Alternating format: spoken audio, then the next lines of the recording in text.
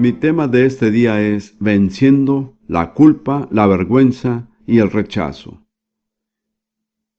Y me imagino que tal vez, por lo menos el 25% de las personas aquí este día tienen alguno de esos tres problemas: culpa, vergüenza o rechazo. Pero hay un lugar donde ellos pueden ser sanados. Y este día voy a hablar sobre eso. Ese lugar es la cruz. En Hebreos 10, versículo 14, tenemos esta declaración.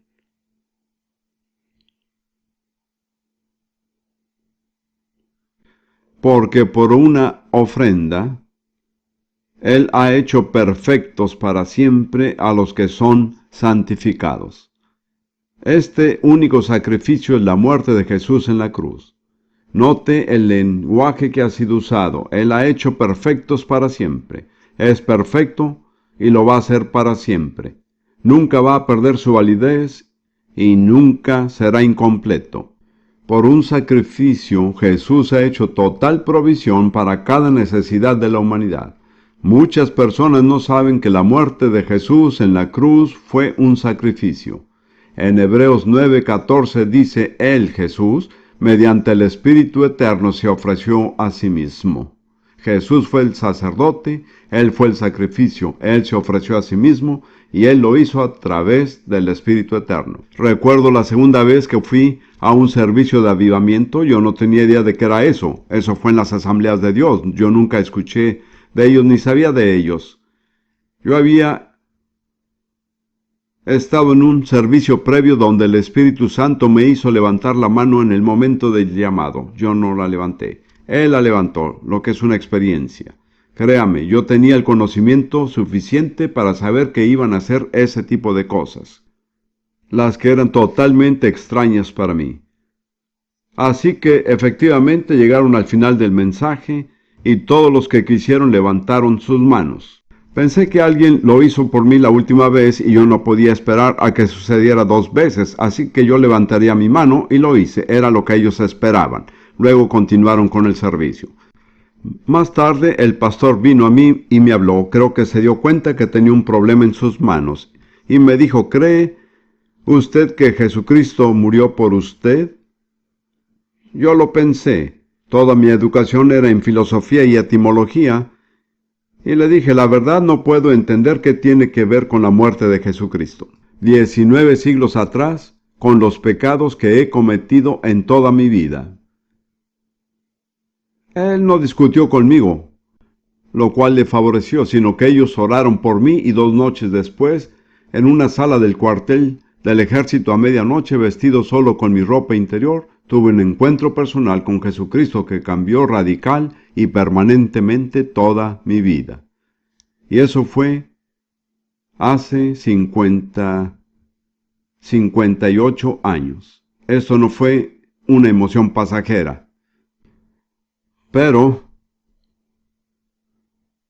después, cuando yo estaba leyendo el Nuevo Testamento y estaba leyéndolo en el griego original, yo leí esta escritura: Jesús a través del Espíritu Eterno se ofreció a sí mismo sin mancha a Dios. Y supe el significado de la palabra eterno. Eso significa algo que está fuera del tiempo, no está sujeta a las limitaciones del tiempo.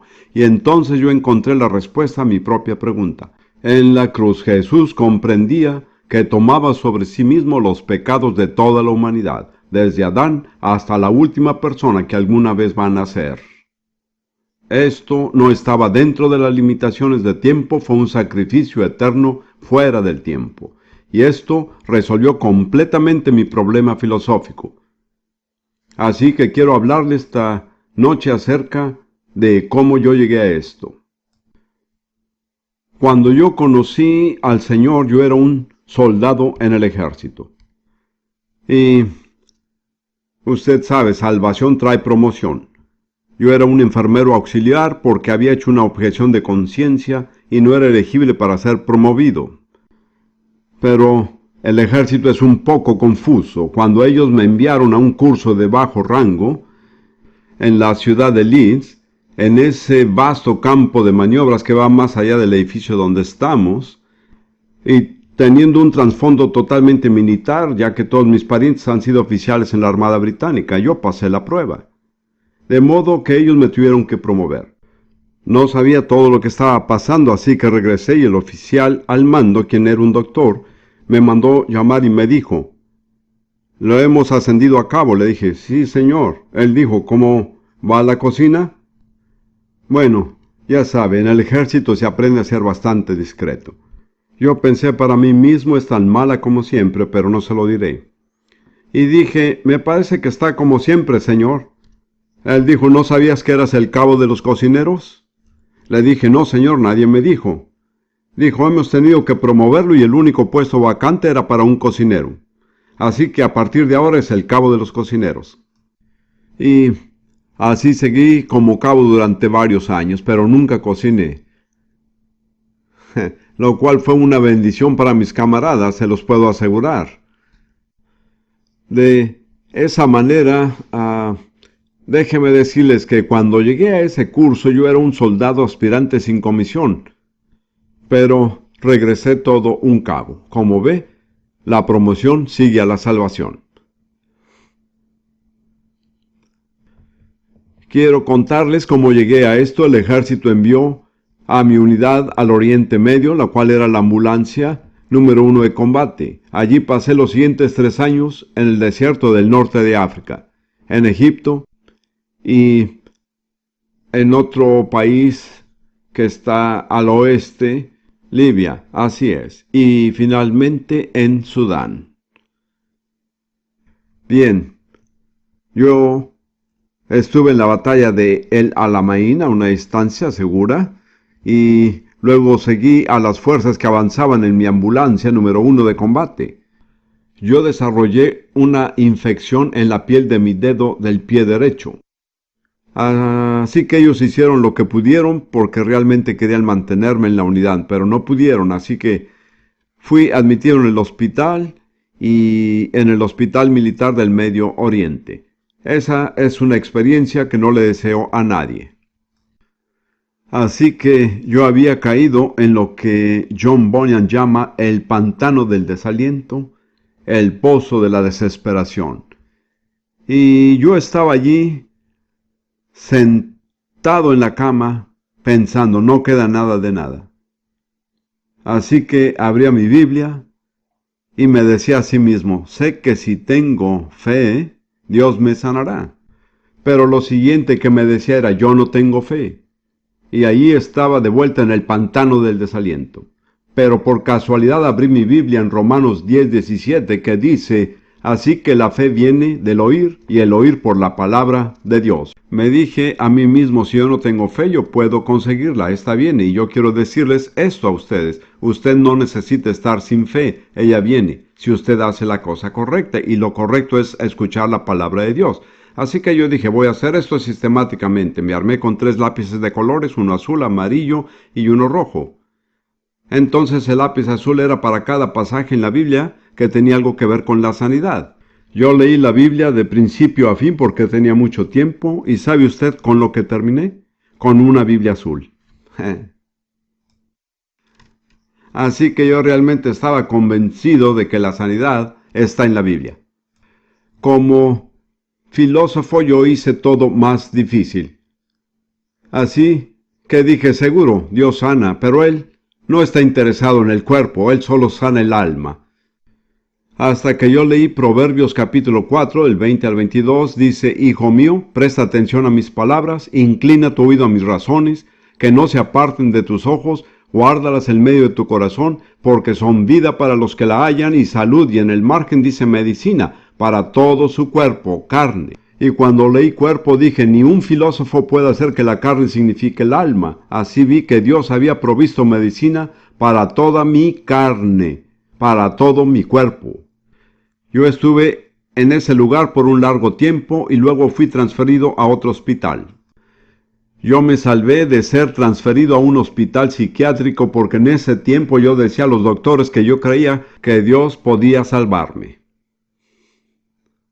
Y luego algo descendió sobre mí. ¿Sabe qué fue? Una general de brigada del Ejército de Salvación. una mujer general, porque en el ejército de salvación, si su esposo muere, usted toma su rango. Su esposo había muerto y ella era una militante, pero igual de militante en cuanto al hablar en lenguas como otros son acerca de la salvación. Bendito sea Dios, ella está con el Señor, pero yo siempre honraré su memoria. Ella viajó junto a un soldado neozelandés y con su compañera de trabajo, una señorita americana, ella misma era australiana. Ellos tenían un pequeño auto de 4 asientos y manejaron 50 millas hacia el Bala en el canal de Suez donde yo era un paciente. Ella estaba totalmente vestida con su uniforme y todo completo. Así que ella entró en la sala e intimidó a la hermana enfermera. Y le dijo, ¿puedo tomar a este joven y llorar con él en mi auto? La hermana dijo, sí, pero nunca me preguntó a mí si yo quería orar. Así que me encontré sentado en el asiento de atrás de este pequeño auto de 4 asientos con la general australiana y el conductor neozelandés en el asiento delantero y la compañera de trabajo, una dama norteamericana, una joven de Oklahoma, en el asiento trasero. Y todos empezamos a orar. Y luego esta joven a mi lado comenzó a vibrar y a hablar en lenguas. Entonces yo comencé a vibrar. Yo no había elegido hacerlo, y de pronto todos en el coche comenzaron a vibrar. Y todo el coche vibraba también. Nosotros estábamos inmóviles, el motor no estaba encendido y el carro vibraba, pero yo sabía que Dios estaba haciendo esto para mi beneficio y que Él quería convencerme. Así que esta joven recibió un mensaje en lenguas, hizo una elocución en lenguas y dio su interpretación. No recuerdo toda la interpretación, pero nunca he olvidado una parte en particular. Esto fue lo que dijo. Ella era de Oklahoma. Si tú conoces a gente americana de Oklahoma, sabes que ellos no hablan como graduados de Cambridge. Esto es un eufemismo. Pero cuando se dio la interpretación fue en perfecto inglés shakespeariano. Así que pensé, eso tiene que ser de Dios. Ahora estoy llegando al punto de lo que les voy a decir. La interpretación fue más larga que esto, pero esta es la parte que recuerdo. Mira la obra del Calvario, una obra perfecta, perfecta en todos los sentidos y perfecta en todos los aspectos. Yo sabía que el Señor me estaba hablando acerca de la muerte de la cruz y que Él me decía que era perfecta, que era completa, que no había omitido nada y que cubrió todo. Pero cuando salí del carro yo estaba tan enfermo como cuando llegué. Sin embargo, sabía lo que tenía que hacer, considerar la obra del Calvario. Yo decidí unir todo esto con mi experiencia, con la escritura de Proverbios capítulo 4, y fui al médico y le dije que quería ser dado de alta bajo mi propia responsabilidad. Ahora él era un Nicodemo, él estaba muy interesado. Así que no me dio de alta inmediatamente. Él solía enviarme a medianoche para preguntarme sobre el Evangelio. Y decidí lo que tenía que hacer, considerar el trabajo del Calvario, tenía que tomar la Biblia como mi medicina. Y entonces dije, siendo yo un asistente médico, ¿cómo deben las personas tomar las medicinas? 3 veces al día, después de las comidas. Así que yo dije, desde ahora en adelante voy a tomar la Biblia como mi medicina 3 veces al día después de las comidas. Bien, cuando yo salí de Egipto, en pocos días fui enviado a Sudán, en donde el clima es mucho peor que Egipto. Pero yo había dicho que iba a tomar mis medicamentos 3 veces al día después de las comidas, así que después de cada comida principal abría mi Biblia y la leía. Y dije, Dios, tú dices que esta es mi medicina. Bueno, yo no puedo decirles todo lo que sucedió, pero la respuesta es que la medicina trabajó en uno de los peores climas del mundo. Yo estaba totalmente sanado. La medicina funcionó. Aquí tengo un pequeño libro que está basado en esto. Se llama El frasco de la medicina de Dios. Y usted puede adquirirlo por un buen precio. Permítame decirle una cosa más acerca de este libro. Cerca de un año atrás yo estaba en Jerusalén y una joven mujer filipina se acercó a mí y me dijo: hermano Prince, yo quiero decirle algo. Y ella me contó la siguiente historia. Su madre había sido diagnosticada con cáncer en uno de los mejores hospitales de Manila.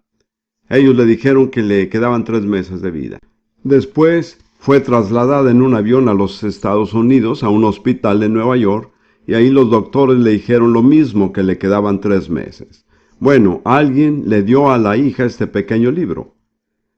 Así que la hija miró el título, se lo dio a su madre y le dijo: mamá, ¿por qué no intentas esto? No tienes nada que perder.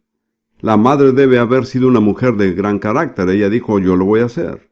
Y por 9 meses tomó la palabra de Dios como su medicina 3 veces al día después de sus comidas. Cuando ella regresó a los médicos, no pudieron encontrar ningún caso de cáncer en todo su cuerpo.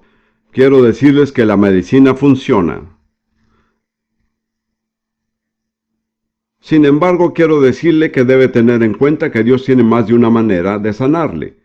Si su camino es la medicina, ella va a funcionar. Pero si Él tiene otra manera, entonces usted tiene que ser sensible al Espíritu Santo y ver cuál es la otra forma. Pero después de todo, usted no tiene mucho que perder. Y si no consigue ser sanado, alguien más podría hacerlo, como la mujer cuya madre fue completamente sanada de cáncer.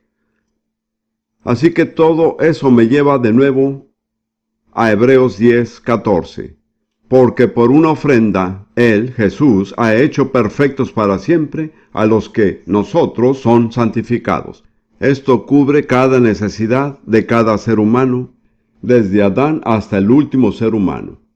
Espiritual, física, mental, emocional, cada necesidad está cubierta por el sacrificio de Jesús en la cruz. Considera la obra del Calvario un trabajo perfecto, perfecto en cada sentido, perfecto en cada aspecto. Cada necesidad de la humanidad ha sido provista por el sacrificio de Jesús en la cruz. Ahora quiero hablarles acerca de la provisión para 3 necesidades que podemos llamar necesidades emocionales: la culpa, la vergüenza y el rechazo.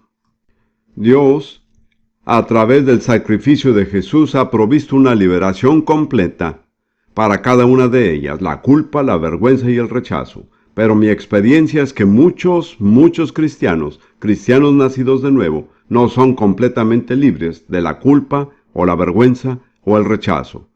De modo que yo quiero hablarles esta noche sobre la liberación de cada una de estas 3 cosas, y estimaría que por lo menos el 25% de los que están aquí necesitan alguna clase de liberación de una u otra de estas 3 cosas.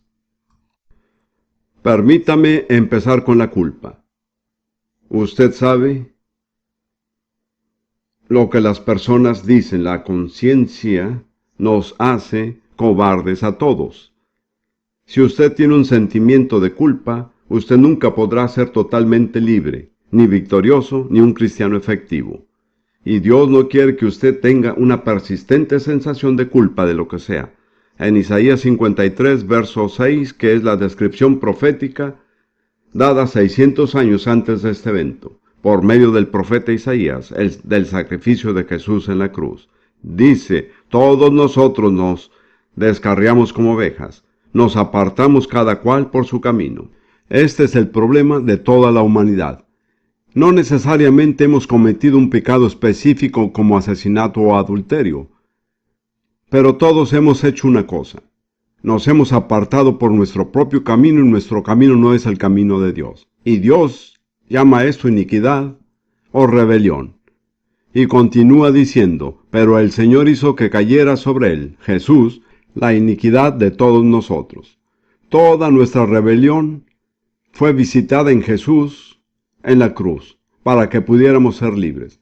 En Juan 1, versículo 26, Juan el Bautista presenta a Jesús y dice: he ahí el Cordero de Dios que quita el pecado del mundo.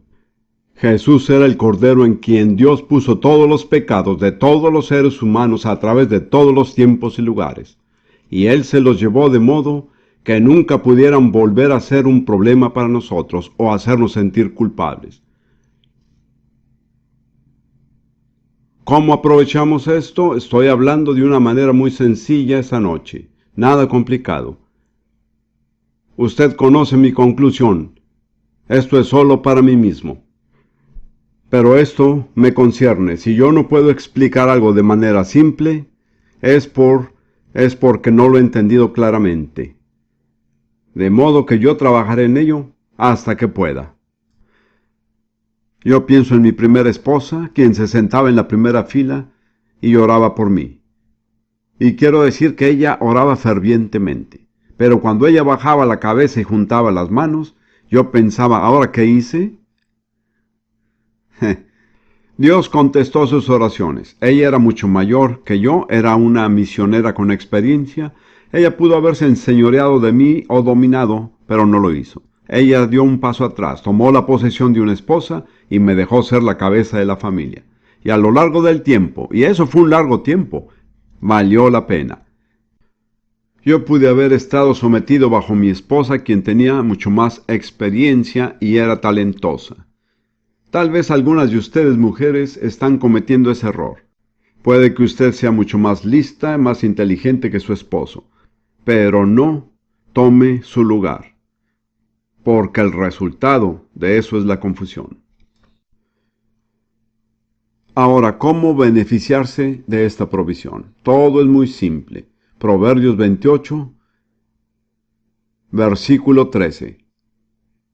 El que encubre sus pecados no prosperará, mas el que los confiesa y los abandona hallará misericordia. Así que, ¿qué debemos hacer? Confesar nuestros pecados. Primera de Juan 1:9 dice, si confesamos nuestros pecados, Él es fiel y justo para perdonar nuestros pecados y limpiarnos de toda maldad. Si confesamos nuestros pecados, Dios nos perdonará. Pero si nos negamos a confesarlos, Dios no perdonará. Dios se ha comprometido a sí mismo a perdonar cada pecado del que nosotros nos arrepentimos y que confesamos. Pero si nos rehusamos a confesarlos, no recibiremos el perdón. Como ve, hay una tremenda tensión y una gran tendencia de no traer los pecados a la luz pública. Cuando Lidia y yo estábamos recién casados, ella tuvo un sueño, y a través de ese sueño Dios le habló a ella y dijo, el tiempo no cubre el pecado. Y yo he guardado esto conmigo, el tiempo no cubre el pecado. Usted pudo haber pecado hace 50 años, pero si usted no se ha arrepentido y confiesa y lo abandona, usted aún sigue siendo responsable de ese pecado. Una de las cosas que Dios está haciendo en mi vida es que de vez en cuando me recuerda los pecados no confesados. Así que yo no creo en hacer una búsqueda de pecados, no creo que sea de esa manera, pero de vez en cuando Dios me muestra un pecado que he cometido y que no he confesado ni me he arrepentido. Así que todo lo que tengo que hacer es decir, Dios, lo siento, me arrepiento y lo reconozco, y se ha ido. Pero hasta que no lo confieso, no se ha ido. Usted sabe que nosotros nos sentimos mal por llevar los pecados a la luz del rostro de Dios. Pero ese es el único lugar donde son perdonados. Si usted retiene la confesión, no recibirá el perdón. Permítame leer esto de nuevo. Proverbios 28, versículo 13. El que encubre sus pecados no prosperará, mas el que los confiesa y los abandona hallará misericordia. No es suficiente confesar. Usted tiene que abandonarlos. Eso es arrepentimiento. Usted tiene que alejarse de eso. Cuando usted confiesa y se aparta, usted tiene la garantía de la misericordia de Dios. Ahora, cuando Dios lo salva, es un trabajo perfecto. Como me fue dicho en ese pequeño auto cuando estaba vibrando con el poder de Dios. Y yo quiero confrontarlo con tan solo un hecho hermoso, glorioso, santo y maravilloso de confesar nuestros pecados. Está en Isaías 61, versículo 10. Isaías 61, 10. En gran manera me gozaré en el Señor. Mi alma se regocijará en mi Dios. Esto es muy emocionante, ¿no le parece? Eso no es solo religión. Esa es la salvación. Usted sabe que de niño yo crecí en la iglesia anglicana. Escuché todas esas hermosas oraciones y ritos y yo los amaba. Y todas las confesiones que la gente decía. Pero después me dije, si realmente han confesado todas esas cosas, ¿por qué salen de aquí igual que cuando entraron? No parece que les ha cambiado en nada, así que concluí que no funcionaba. Estaba equivocado. Después vi que sí funcionaba. Sigamos adelante. En gran manera me gozaré en el Señor, mi alma se regocijará en mi Dios. Escuche, ¿cuál es la razón? Porque Él me ha vestido de ropas de salvación, me ha envuelto en manto de justicia. Hay dos cosas ahí: el vestido de la salvación y el manto de la justicia. Muchos cristianos y algunos de ustedes aquí han recibido el vestido de la salvación, pero no se ha dado cuenta que ha estado cubierto con el manto de la justicia. No es su justicia, sino que es la justicia de Cristo. Una justicia que nunca ha conocido el pecado, la cual no tiene un pasado culpable, que no tiene nada de qué avergonzarse, y bendito sea Dios. Dios no le coloca solo un pliegue, Él le ha cubierto con ella. No hay ningún área de su personalidad que esté expuesta a las acusaciones de Satanás, porque Él le ha cubierto con su manto de justicia. Y cuando se dé cuenta que ha confesado, perdonado y recibido la salvación, todo lo que necesita hacer es dejar que Dios le ponga el manto de justicia. Al usar este manto de justicia no hay lugar para una conciencia culpable, no hay lugar para el remordimiento, no hay espacio para la duda y el cuestionamiento. Todo esto ha sido atendido en la cruz.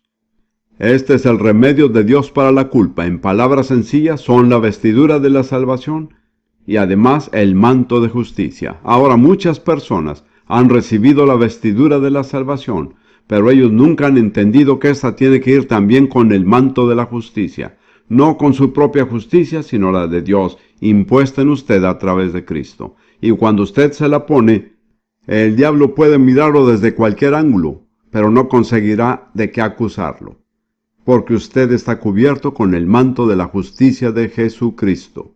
Ese es el remedio de Dios para la culpa. Hay muchos de ustedes que están aquí que nunca han hecho uso completo de este remedio, pero antes de terminar el mensaje le daré la oportunidad para que lo haga. Ahora veamos a la vergüenza. La vergüenza es una cosa tan cruel como repugnante. Muchas veces es el resultado de abuso sexual, o por recibir burlas en la escuela. Recientemente leí una historia sobre un chico en la clase. El director de la escuela le dijo: ponte de pie como quiera que te llames. Luego dijo: quiero decirles que todos han pasado sus exámenes a excepción de... Y dijo el nombre del muchacho que estaba en pie. Bien, ¿qué pudo sentir este chico? ¿Sino vergüenza? Muchas de las cosas que pasaron en la niñez pudieron ser causa de la vergüenza. Como ve, las cosas que le sucedieron mucho tiempo atrás, a veces son las más difíciles de salir. El primero que llegó es el último en salir. Y hay algunos de ustedes de los que están aquí, que no son libres de la vergüenza. Tal vez la fuente más común de la vergüenza de un país y de la civilización occidental es nuestra propia y perpetua vergüenza, es el abuso sexual. Yo he tratado con este problema tanto que no lo puedo contar. Recuerdo a una mujer que conocí cuando ella era una pequeña niña de 9 años. Su padre, quien era un cristiano profesante, abusó sexualmente de ella. Y ella se quedó con esta terrible pregunta: ¿hay algo malo en mí que lo obligó a hacer esto? Y solo cuando ella llegó a la cruz, ella fue liberada de esa vergüenza. Quiero decirle que Jesús ha cargado toda nuestra vergüenza. Déjeme darle solo unas pocas escrituras. Isaías 50, versículo 6. Esta es una declaración profética que describe lo que Jesús hizo por nosotros. Y el versículo 5 dice, el Señor Dios me ha abierto el oído, y no fui desobediente ni me volví atrás. Ahí está Jesús. Luego dice, di mis espaldas a los que me herían, y mis mejillas a los que me arrancaban la barba. No escondí mi rostro de injurias y esputos. Se da cuenta que Jesús dijo, yo di mi cuerpo. Él pudo haberse salvado a sí mismo, pudo haber llamado una legión de ángeles, pero no lo hizo. Él dio su espalda. Déjeme decirle que las muy pequeñas imágenes que vemos de los azotes de Jesús tienen muy poco que ver con la realidad. Fue una escena horrible, porque él fue azotado con un látigo que tenía pequeñas piezas de metal en las correas, y cuando caían en la carne de un hombre la desgarraban de una manera que exponían la carne que había debajo de la piel. Eso fue lo que Jesús soportó. Lo hizo por amor a nosotros, pero él dice, yo no escondí mi rostro de las injurias y los esputos. Así que en la cruz Jesús llevó su vergüenza y mi vergüenza. Permítame leerle un breve relato de lo que sucedió después de la detención de Jesús. Mateo, capítulo 27, versículos 27 al 31. Pilato había entregado a Jesús a los soldados para llevarlo hasta la ejecución. Y dice en el verso 27 y en adelante, entonces los soldados del gobernador llevaron a Jesús al pretorio y reunieron a los soldados a su alrededor, y desnudándole, le pusieron encima un manto escarlata. Ellos lo desnudaron y se burlaron de él. Y tejiendo una corona de espinas, se la pusieron sobre su cabeza y una caña en su mano derecha. Y arrodillándose delante de él, le hacían burla diciendo, salve, rey de los judíos, y escupiéndole, tomaban la caña y le golpeaban en la cabeza. Y recuerda, él estaba llevando una corona de espinas, y cada golpe de esa caña presionaba con las espinas su cráneo. Pero él no ocultó su rostro de los insultos y los esputos. Entonces dice, después de haberse burlado de él, le quitaron el manto, le pusieron sus ropas y le llevaron para crucificarle. Así que en realidad él fue expuesto desnudo 2 veces. Y luego leemos más adelante en Mateo 27, versículo 35. Y habiéndole crucificado, se repartieron sus vestidos, echando suertes, para que se cumpliese lo dicho por el profeta, se repartieron mis vestidos, y sobre mi ropa echaron suerte. Sentándose, lo vieron desnudo en la cruz por 3 horas. Mire, nunca verá una imagen precisa de Jesús en la cruz, porque siempre ellos lo van a mostrar con unos trapos, pero no le pusieron trapos. Él fue expuesto desnudo. Su vergüenza, su pena fue expuesta a todo el mundo que pasaba y se burlaba de él. Ahora vamos por un momento a la epístola de los Hebreos, solo para enfatizar esta verdad. Hebreos capítulo 12, y dice en el versículo 2, puesto los ojos en Jesús, el autor y consumador de la fe, quien por el gozo puesto delante de él soportó la cruz, menospreciando la vergüenza. ¿Ve? Él llevó nuestra vergüenza, pero él la despreciaba. ¿Y qué es lo contrario de la vergüenza? ¿Cuántos de ustedes me pueden decir? Considero que el mejor opuesto es la gloria. Y en Hebreos 2, versículo 10, dice, porque convenía que aquel para quien son todas las cosas y por quien son todas las cosas, llevando muchos hijos a la gloria, hiciera perfecto por medio de los padecimientos al autor de la salvación de ellos. ¿Traía muchos hijos a dónde? A la gloria. Así es. ¿Qué es lo contrario a la vergüenza? La gloria. Él llevó nuestra vergüenza para que podamos compartir su gloria. Así que aquellos de ustedes, y hay muchos aquí, que por alguna razón tienen un recuerdo en su vida del que usted se siente avergonzado. Algo que nunca ha conseguido alejar totalmente, algo que lo persigue y lo sigue y lo perturba, y que lo amenaza en los momentos en los que está queriendo adorar y alabar a Dios. Recuerde, Jesús llevó toda nuestra vergüenza, completamente desnudo durante 3 horas en la cruz, para que podamos compartir su gloria. ¿No le parece maravilloso? Gracias, Señor. Ahora, yo estaba enseñando en Holanda hace algunos años y recibí el testimonio escrito de una mujer holandesa.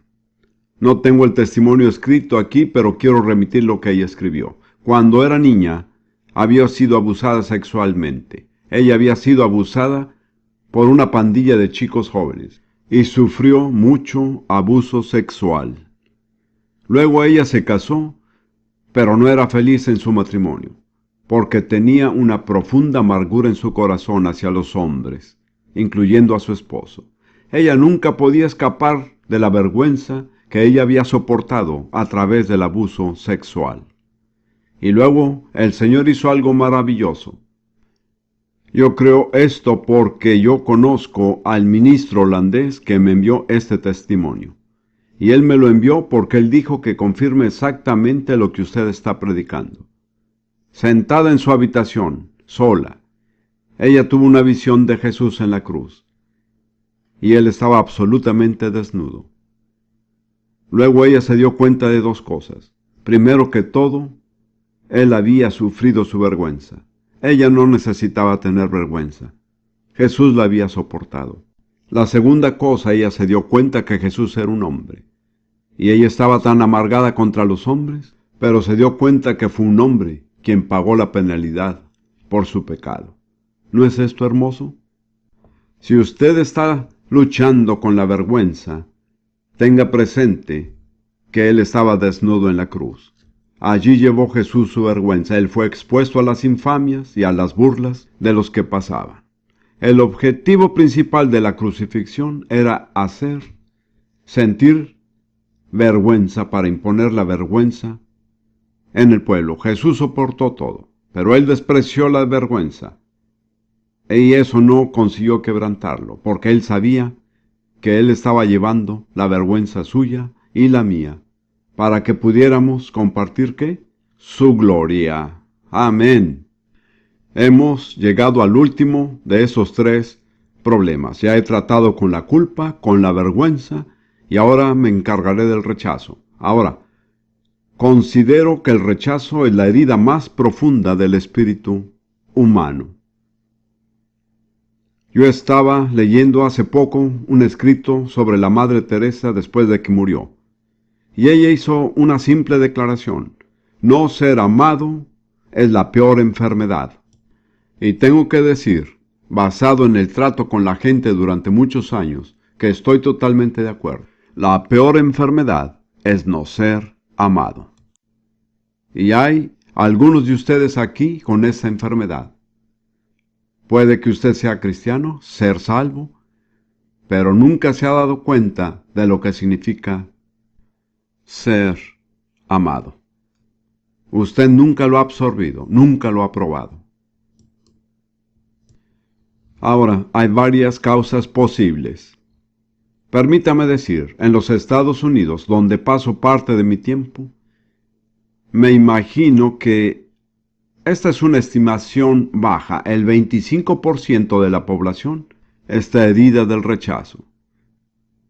Creo que esta es una subestimación. Yo pienso que esto es una epidemia. Y pienso que probablemente no es muy diferente en Gran Bretaña. Es la enfermedad número 1 en nuestra cultura de hoy, debido principalmente a la ruptura de la familia. Ahora voy a darles solo algunos ejemplos simples. Ellos no significa que todos están incluidos. Hay otros que podría dar, pero una de las causas de heridas más comunes es el rechazo a un bebé desde que está en el vientre. Las personas no se dan cuenta que ahí en esa matriz, en ese embrión, hay una pequeña persona muy sensible que quiere ser amada. Hace tiempo que estaba llevando unos servicios regulares de liberación en los Estados Unidos y pude notar que había un grupo de cierta edad que tenía el problema del rechazo. Así que les pregunté cuándo nacieron. La respuesta fue alrededor de 1930. Y si usted es americano, la fecha de 1929 está impresa en su mente.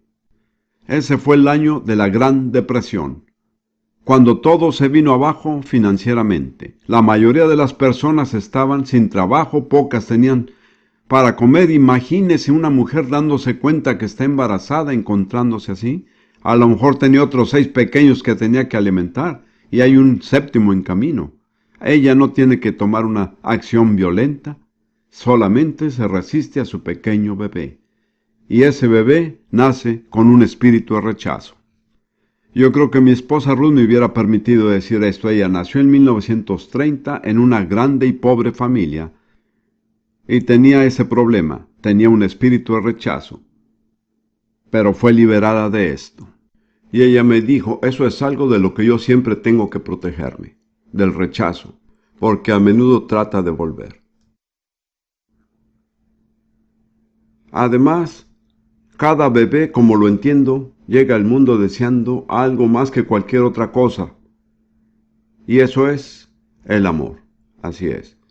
Y si los padres no aman a su bebé, o tal vez lo aman pero no saben cómo expresarle su amor para manifestarlo, o sea, el amor que no se expresa no le hace bien a un bebé. Esto no es psicología, esto no puede funcionar así, porque detrás de todo eso externo hay un amor verdadero. Tiene que sentir el amor. El amor debe ser expresado. Y un bebé que no siente el amor, yo diría particularmente el amor de su padre. Si me perdonan damas por decir eso, quiero decir el amor de una madre es maravilloso, pero el amor de un padre es particular. Déjeme decirle algo acerca de mi primera esposa, Lidia. Fue una de las personas de personalidad más fuertes que he conocido. Ella hizo un trabajo en Palestina entre los musulmanes y árabes que pocas personas hubieran tenido el valor de hacerlo. A menudo ella estaba sin dinero suficiente. Incluso a menudo ella tenía misioneros que le criticaban. Pero ella se mantuvo firme a través de todo esto. Y después me di cuenta de un factor muy importante en ella, su carácter. Ella era la menor de 4 hermanas y era la favorita de su padre. Él siempre la afirmó. ¿Usted sabe que esto es lo que hace toda la diferencia en la vida de un niño? Si el padre afirma al niño. Un niño no afirmado, aunque sea provisto, yo fui totalmente provisto.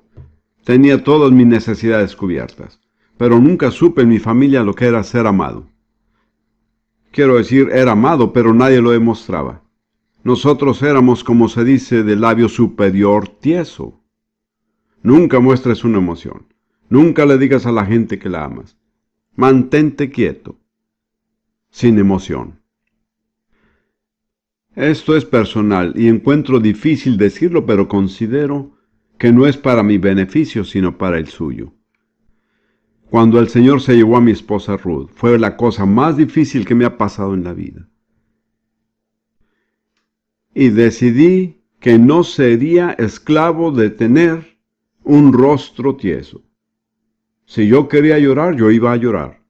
Si a las personas no les gustaba, era su problema. Yo no iba a reprimir mis emociones que me fueron dadas por Dios porque mi cultura no estaba de acuerdo con eso. ¿Sabe qué pienso?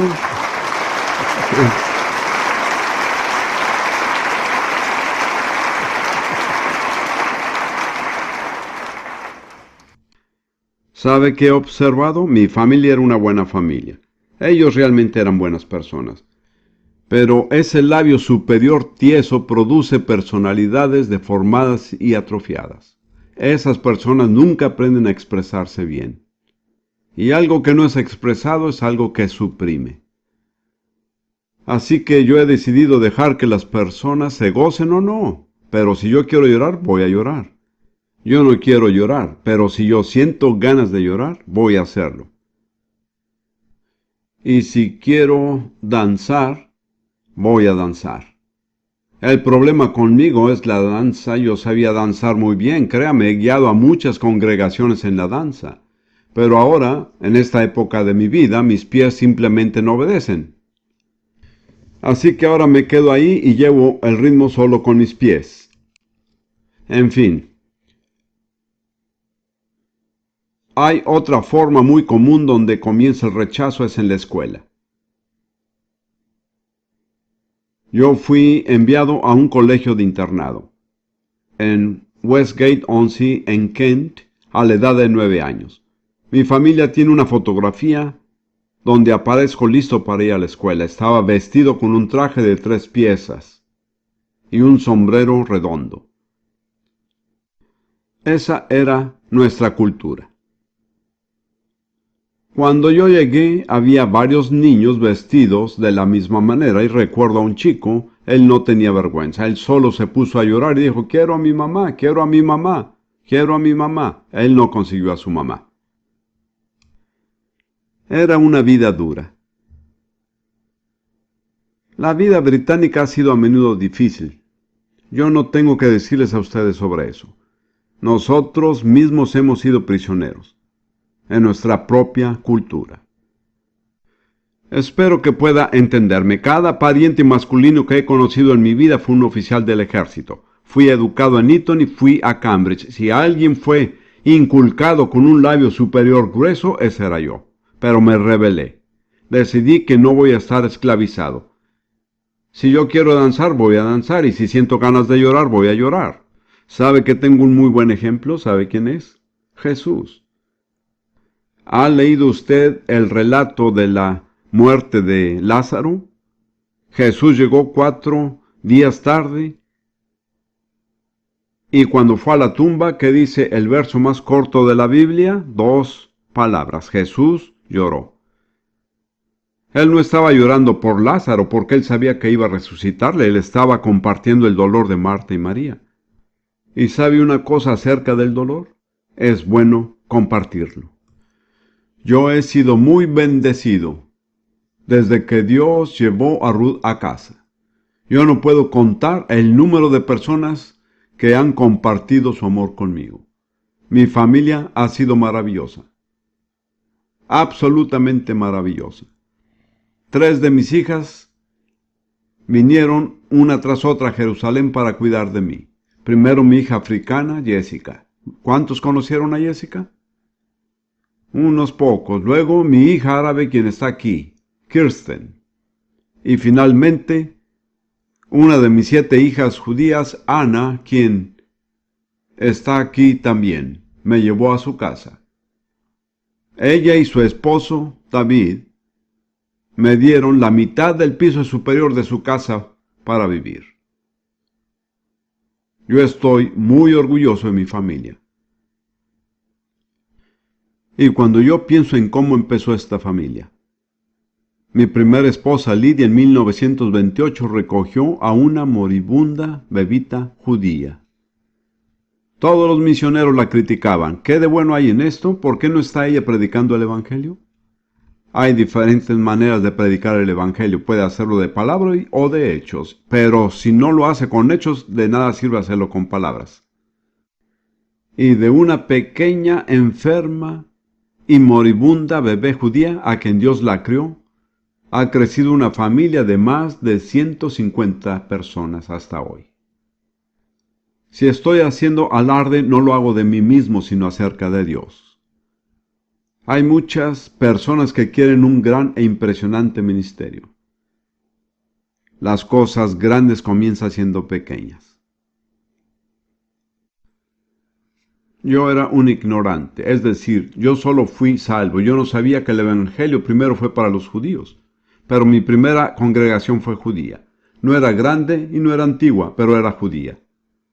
Y luego la Biblia dice, la religión pura y sin mácula delante de Dios es esta. ¿Qué es? ¿Cuántos de ustedes pueden decírmelo? Cuidar a los huérfanos, a las viudas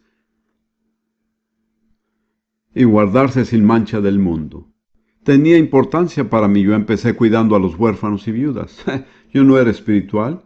Dios me introdujo en eso. Era la última cosa que yo hubiera planeado hacer. Pero estoy tan contento de haberlo hecho.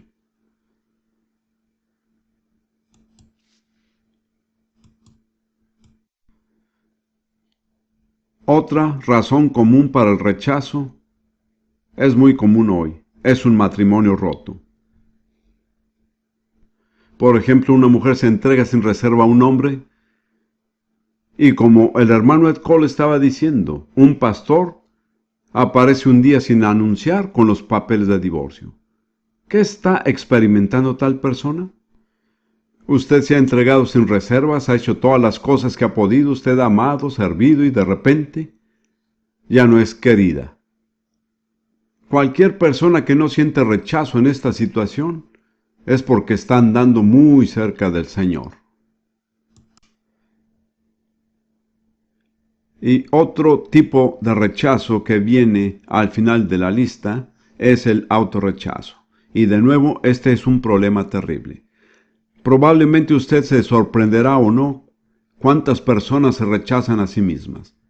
Creo que sobre todo las mujeres y las niñas, porque ellas no tienen la altura correcta, muy altas, muy bajas, muy delgadas, muy gordas, ojos de color equivocado, el cabello no es liso o es rizado. Cualquiera que sea, usted ha sacado una razón para rechazarse a sí misma. Usted mira a otra persona y desea ser como ella. ¿Sabe cuál es su problema?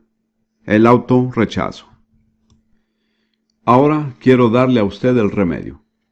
Este se encuentra en la cruz. En Lucas, capítulo 23,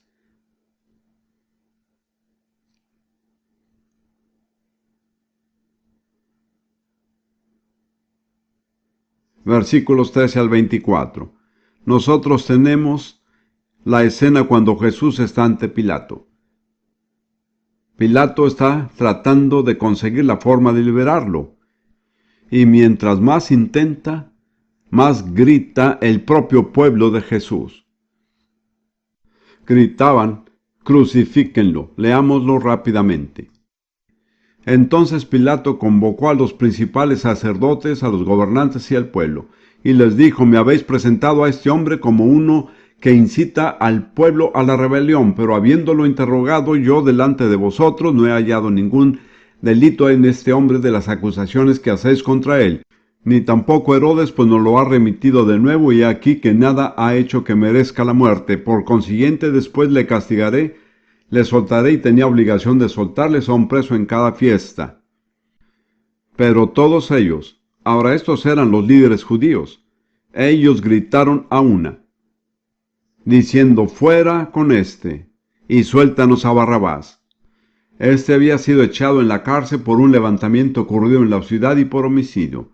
Pilato, queriendo soltar a Jesús, les volvió a hablar.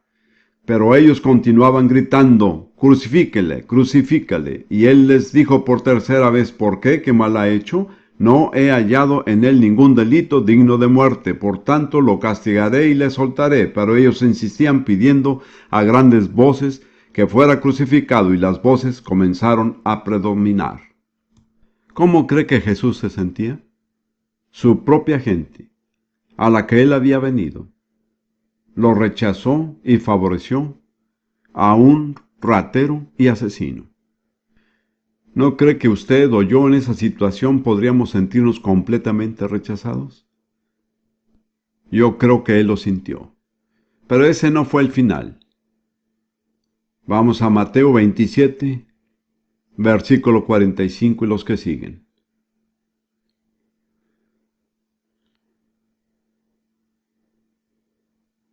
Jesús está ahora en la cruz. Y desde la hora sexta hubo oscuridad sobre toda la tierra hasta la hora novena.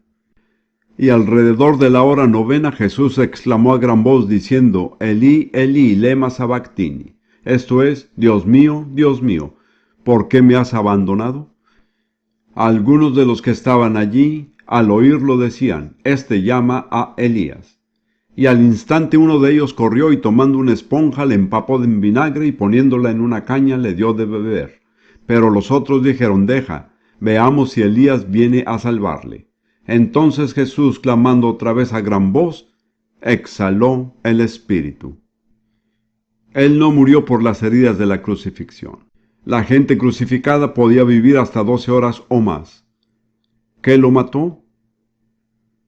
Dígamelo en una sola palabra: rechazo. Eso es correcto. Y no fue suficiente solo ser rechazado por su pueblo, sino que ahora también es rechazado por su Padre. Después de su grito de agonía no llegó ninguna respuesta. Debido a que Jesús se identifica con nuestro pecado, Dios tuvo que tratar con él como trataría con el pecado. Él cerró sus oídos y desvió la mirada. Y Jesús murió de un corazón roto, no por las heridas de la crucifixión. ¿Qué lo mató? En una palabra, el rechazo. Así es. Es la herida más terrible que el corazón humano pueda alguna vez experimentar. Pero en el siguiente versículo nos dice por qué pasó eso. Y he aquí el velo del templo se rasgó en dos, de arriba abajo, y la tierra tembló, y las rocas se partieron. Esa era la cortina gruesa que separaba el lugar santo del lugar santísimo. Y solo un hombre podía traspasarla, el sumo sacerdote, solamente una vez al año. Pero cuando Jesús murió en la cruz, esa cortina gruesa fue dividida en dos partes, de arriba a abajo. En otras palabras, eso fue obra de Dios. ¿Qué indicaba eso? Que por la muerte de Jesús en favor nuestro, el camino a la presencia del Santo Dios fue abierto. Jesús soportó nuestro rechazo. Ahora, en Efesios 1, en la versión Reina Valera, tenemos una maravillosa y hermosa visión de eso. Un breve resumen. Efesios 1, versículos 4 a 6.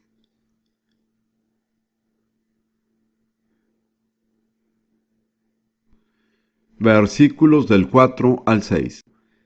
Según nos escogió en él, Jesús, antes de la fundación del mundo, para que fuésemos santos y sin mancha delante de él, en amor, habiéndonos predestinado para ser adoptados hijos suyos por medio de Jesucristo, según el puro afecto de su voluntad, para alabanza de la gloria de su gracia, con la cual nos hizo aceptos en el amado. Así que Jesús soportó nuestro rechazo para que nosotros pudiéramos tener su aceptación. ¿Puede ver todo lo malo que vino sobre Jesús para que todo lo bueno se pueda ofrecer a usted y a mí? Y todo eso fue resuelto por un sacrificio en la cruz. Por un sacrificio, Él nos ha hecho perfectos para siempre, a quienes hemos sido sacrificados. Él nunca necesitó hacer otra cosa. Todo está hecho. Todo lo que nosotros tenemos que hacer es apropiarnos de lo que Él ha hecho.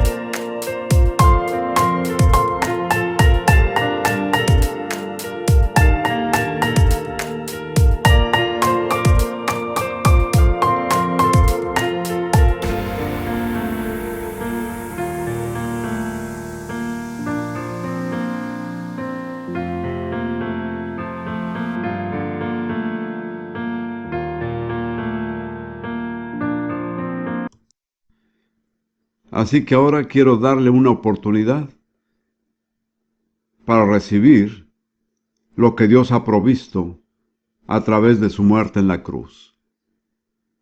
Quiero que aquellos que aún tienen problemas con la culpa puedan recibir el perdón total, para recibir el veredicto de la corte del cielo, la cual lo declaró a usted no culpable. Aquellos de ustedes que han batallado con la vergüenza, yo sé que hay muchos aquí, yo quiero que usted reciba su sanidad, teniendo en mente que en la cruz, totalmente desnudo, Jesús llevó su vergüenza. para que en lugar de eso usted pueda compartir su gloria. Y para los que han tenido problemas con el rechazo, quiero que usted reciba la sanidad esta noche, teniendo en mente que en la cruz Jesús fue rechazado por su Padre, el último y más cruel de todos los rechazos. Él murió de un corazón quebrantado. Él sufrió nuestro rechazo para que pudiéramos tener ¿su qué? Aceptación. Eso es. Véase como un hijo de Dios que no solo es tolerado. Usted es bienvenido. Usted no tiene que pedir disculpas. Usted no tiene que hacer una cita. Usted puede venir en cualquier momento y el Padre siempre le va a dar la bienvenida, porque usted viene a través de Jesús. Ahora quiero ayudarlo si puedo. Y eso no es tan fácil, pero voy a intentar hacer mi mejor esfuerzo. Si usted tiene cualquiera de estos problemas o todos, culpa, vergüenza o rechazo, y quiere esta noche reclamar la sanidad, la cual ha sido provista para usted a través de la cruz, quiero guiarle en una oración, llevándolo a la cruz y luego dejar que la cruz haga su trabajo en usted. Si usted quiere que lo guíe en una oración para la culpa, vergüenza o rechazo, y está listo para hacerlo ahora, póngase de pie ahí donde está, donde esté. Voy a pedirle al hermano Don que pase conmigo.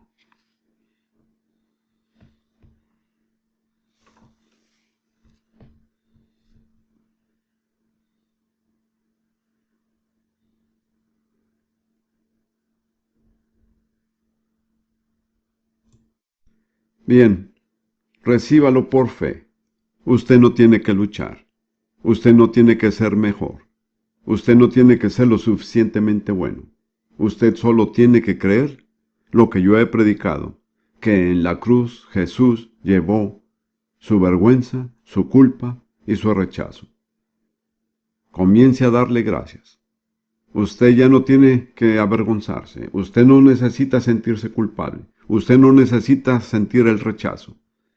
Jesús ha hecho todo esto. Y usted puede caminar afuera de este lugar, sintiendo que una carga ha sido quitada de sus hombros. Usted puede ser libre. Libre.